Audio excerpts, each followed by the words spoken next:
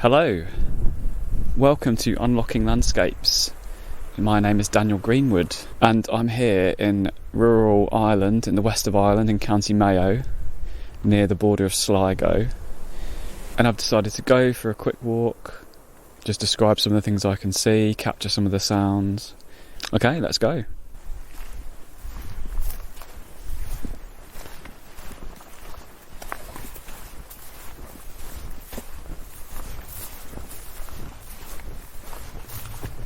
So it's a really clear evening, blue sky. I can see an aeroplane passing high over the mountain. It's called a mountain. The locals here call it a mountain, but probably, I guess, in England, particularly northern England, they wouldn't call them mountains but hills. I'm just going to pass under some barbed wire, so I need to be careful not to rip my head off. In the background you might be able to hear the stream, which we'll hear a bit more at some point. So on my right hand side is a Sitka spruce plantation, and it's soaking up all the wind that this episode began with. And there's beyond the wall, the stone wall at the edge of the plantation, there is a field covered in what is officially known as glacial till, which is boulders that have fallen off the mountain, probably put there 10 to 12,000 years ago by the ice caps when they melted at the end of the last glacial period. But on my left, on the other side of the trackway, is a green lush field that's being grazed by cattle that probably are going to come over to me in a minute because they're going to think that I'm here to feed them. But on one side you've got this totally wild rocky field that probably has some archaeology in it that I will never understand. There's loads of it around here. On the other side is a purely green, improved grassland for cows. And either side of me are hawthorns, boulders covered in lichens. Everything is green. It's just so beautiful here. So my mum and my dad, who passed away about 9 months ago, own a cottage in Mayo. They've owned it for over 20 years, and I've been coming here for about that time, and they put a lot of work into improving it over the years. It's still quite rough around the edges. We came back late last night to find mould inside, and I can now see that the cattle have clocked me, and one of them is ferociously urinating, and another one I think called out to me, but I'm not going to look at them because I don't want them to think I'm going to feed them. But anyway, so the family cottage is there. It's been quite a lot taking on the considerations of my dad and everything he knew about it, all the work that he did on it, and I don't come anywhere near close enough to understanding that. So, but my mum is amazing and she's just doing loads of things. But we have one problem today, and that problem is that we don't have any water. The water comes from the mountain, so it's off-grid, and the water has stopped. So we've got drinking water, but we have no hot water or running water. So earlier we actually came down here to visit to the edge of the mountain, and we were talking to one of the local farmers who'd actually helped me 5 years ago when I came here, the only other time when there's been no water here in 20 years or something. And we were going to try and look to see if we could find the well and the filter and see if it was blocked, but we couldn't find anything. I just stopped under a nice sort of grove of hawthorns on this ancient trackway. I've got to milk the ancient bit of it, because it's so wonderful here, and it's a footway that people would have taken when people lived on this mountain From what I know, there are a lot more people living here until the famine, when I think about 1 million people either died or left Ireland, half of whom went to America.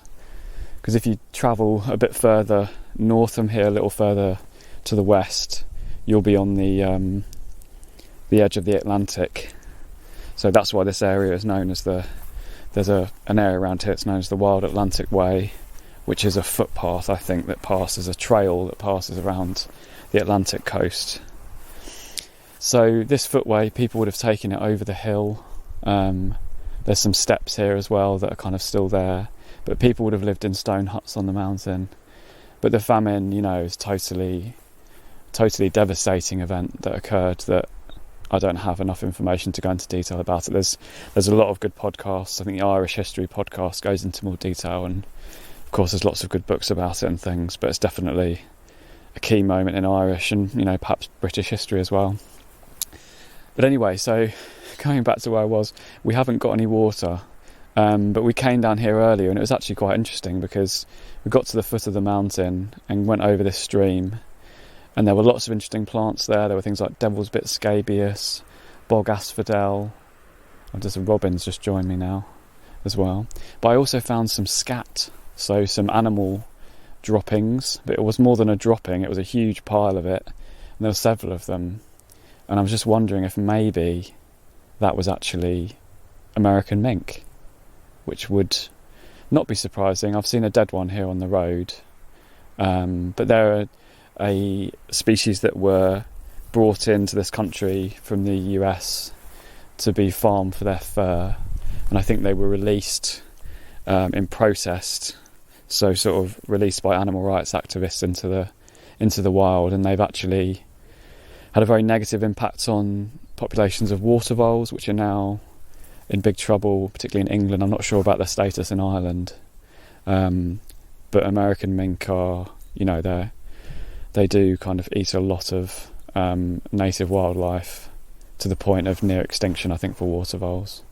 But even then, I find it interesting that they're here, and it's interesting to find a larger mammal as well, which you don't necessarily see that much of.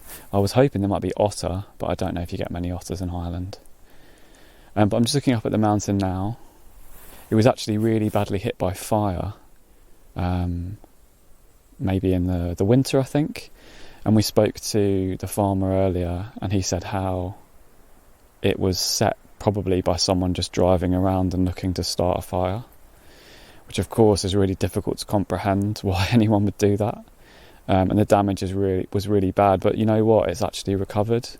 Looking at it, superficially, you can see the dark green of the bracken. There's some paler sort of straw green of some grass that's growing, and also the heather as well. The heather has come through, and a lot of the trees have survived as well. There's ash trees, rowan trees, which is also known as mountain ash, and there's some hawthorns, and I think maybe some birch as well. But it is really beautiful. And on my right now there's a big load of boulders, and the trackway is kind of rising as it kind of will drop down again towards the foot of the mountain, and that's when it stops being farmland and starts being moorland, hillside. And on the hawthorn trees around me, there are loads of lichens on them. The boulders have got lots of lichens. There are lots of Cladonia cup lichens. So Cladonia is the scientific name for the group. I can never remember whether it's the genus or the family or whatever. And then on the right hand side again, the plantation has kind of continued round, and it's just standing there, this ranks of Sitka spruce just kind of staring back and moving in the wind, and you can just about hear the wind moving through them. And I'm at the foot of the mountain now.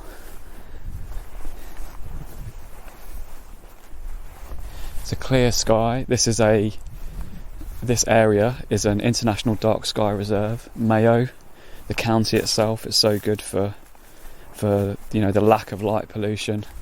And it really is. We got here last night at about 10 o'clock, and when we managed to sort of calm down a bit from the long journey and look up at the night sky, it was so dark that you could see the Milky Way with a naked eye, sort of running north to south pretty much over the house.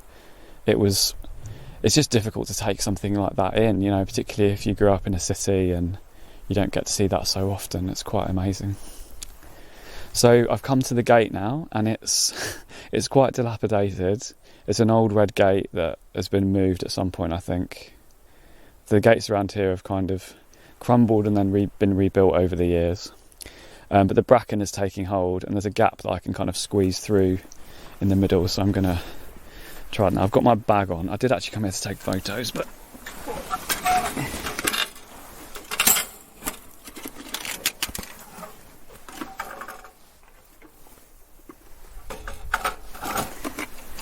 that is the sound of my camera lens cap coming off. Right, here we are. So you can hear the long grass now. So this used to be grazed by sheep, but unfortunately the farmer who we'd known here over the years, he died a couple of years ago, and it seems like since then the sheep have gone. And I know that people can be a bit funny about sheep grazing and stuff, particularly in the uplands, but here, it did actually maintain the biodiversity. Oh, ravens.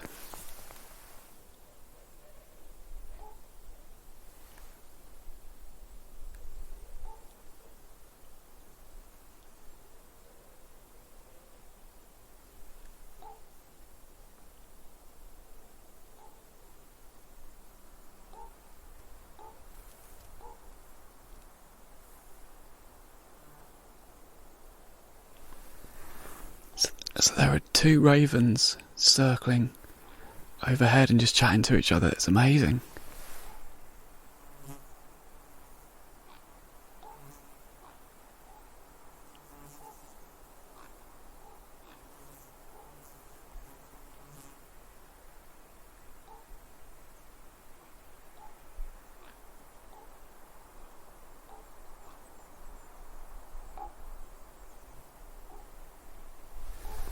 And they're just dropping off, and they're heading west along the edge of the mountain.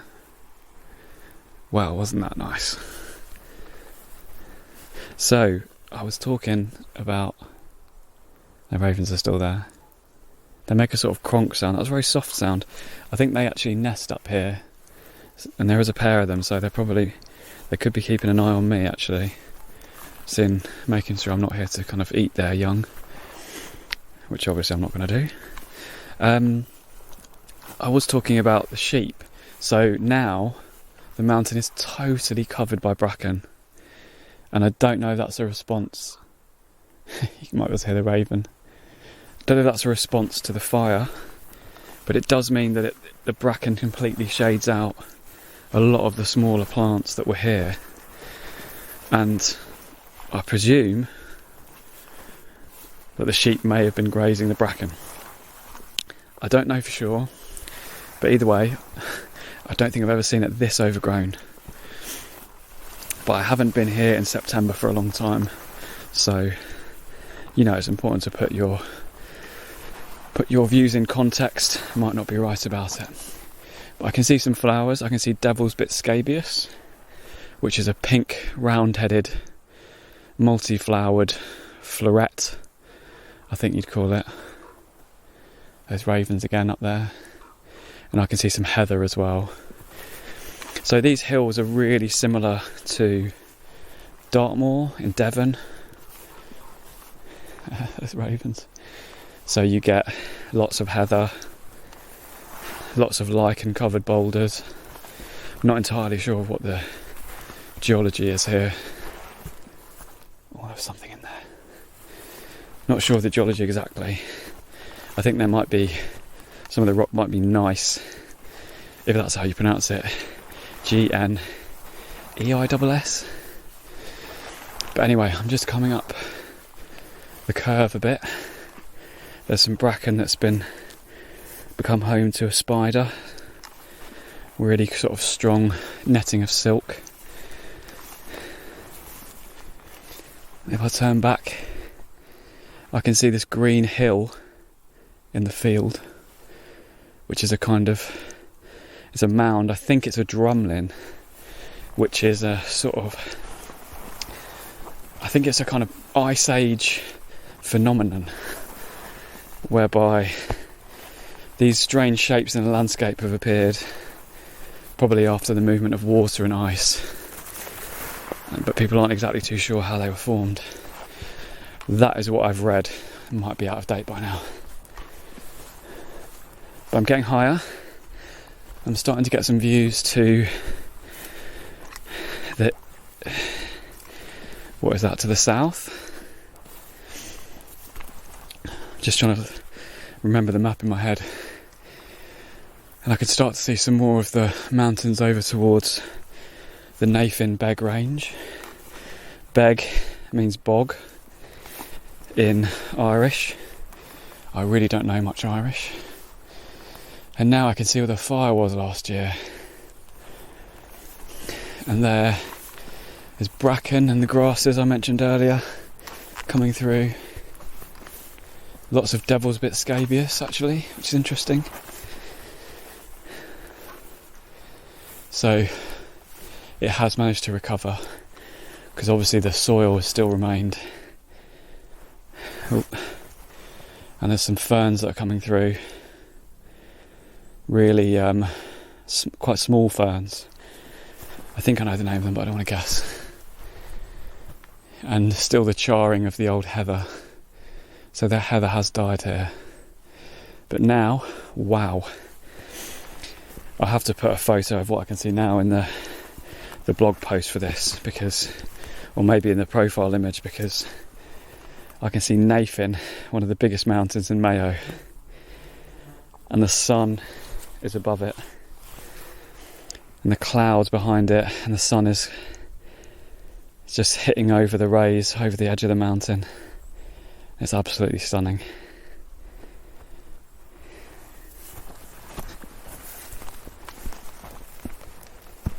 And now on my left, there's a really nice, what looks like an ash tree, but it's either dying from ash dieback or from the impact of the fire.